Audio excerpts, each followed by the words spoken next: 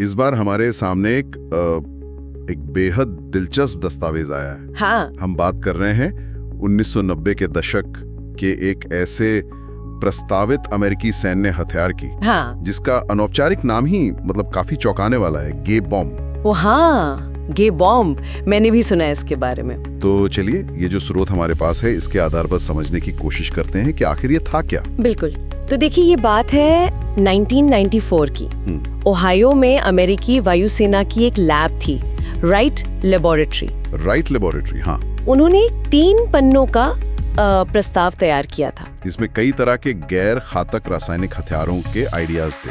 गैर घातक मतलब ऐसे हथियार जिनका मकसद जान लेना नहीं होता। अच्छा। बल्कि दुश्मन को अस्थायी रूप से अक्षम करना या कह लीजिए भ्रमित करना। ठीक है, तो ये लीथल नहीं थे। पर ये जो आपने कहा गे बॉम्ब, ये क्या कॉन्सेप्ट था, इसका मकसद क्या बताया गया था? हाँ, तो स्रोत ये बताता है कि आइडिया ये था कि दुश्मन सैनिकों के ऊपर कुछ ऐसे रसायन स्प्रे किए जाए। रसायन? कैसे रसायन? वो रसायन जो सेक्स फेरोमोन्स की तरह काम करे।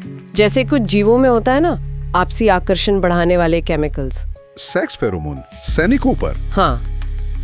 मतलब उम्मीद ये की गई थी कि इससे दुश्मन सैनिकों में एक दूसरे के प्रति यौन आकर्षण बढ़ जाएगा। एक दूसरे के प्रति? सेना में? किस लिए? ताकि उनकी लड़ने की क्षमता कम हो जाए, उनमें कंफ्यूजन फैले और जो उनकी मिलिट्री यूनिट होती है, अनुशासन होता है, वो टूट जाए। अरे बाप रे।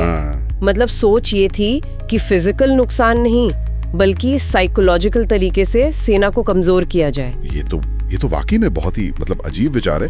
पर ये बात बाहर कैसे आई?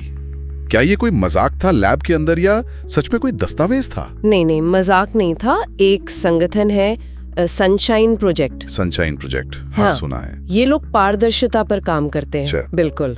तो उन्होंने सूचना का अधिकार अधिनियम मतलब फ्रीडम ऑफ इंफॉर्मेशन एक्ट के तहत ये दस्तावेज हासिल किया। अच्छा, तो ये बाकायदा फाइल पर था? जी हाँ। तो फिर पेंटागन ने क्या कहा इस पर?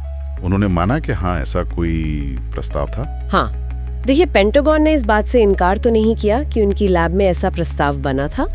उन्होंने ये भी कहा कि वो गैर घातक हथियारों पर रिसर्च करते रहे हैं और 90 का दशक तो था ही ऐसा समय जब इन विकल्पों पर काफी ध्यान दिया जा रहा था। लेकिन उन्होंने ये साफ कर दिया कि ये जो खास गे बम वाला आइडिया था, इसको कभी भी सीरियसली आगे नहीं बढ़ाया गया, मतलब इसका समर्थन नहीं किया। जाहिर है, जब ये बात बाहर आई होगी तो इस पर काफी मतलब प्रतिक्रिया हुई होगी, सवाल उठे होंगे। बिल्कुल। स्रोत में एक नाम आता है, एरन बेल्किन। ये कैलिफोर्निया यूनिवर्सिटी के पाम सेंटर के डायरेक्टर थे।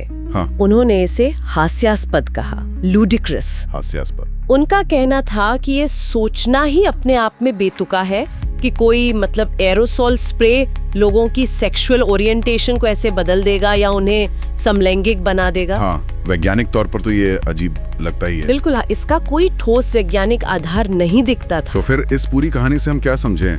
क्या ये सिर्फ मिलिट्री हिस्ट्री का एक मजेदार या विचित्र किस्सा मानकर भूल जाएं? किस्सा तो विचित्र है ही, इसमें कोई शक नहीं, लेकिन शायद ये उससे थोड़ा ज्यादा है। कैसे? ये दिखाता है कि गैर घातक हथियारों की खोज में या उस सोच में कितने असामान्य, कितने आउट ऑफ द बॉक्स विचार आ सकते हैं। हाँ। और ये उस दौर की सोच भी दिखाता है जब पारंपरिक लड़ाई से हटकर दुश्मन को मनोवैज्ञानिक रूप से कैसे कमजोर करें, इस पर भी विचार हो रहा था। हाँ, ये बात तो है।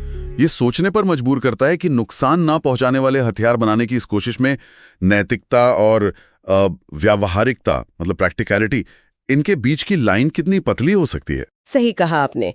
असल मुद्दा शायद ये गे बम वाला विचार उतना नहीं है जितना कि इसके पीछे की सोच है। दुश्मन की मानसिकता पर हमला। एग्जैक्टली, दुश्मन की मानसिकता पर हमला करना। तो ये गैर घातक हथियारों के विकास की सीमाओं पर उनकी नैतिकता पर सवाल खड़ा करता है।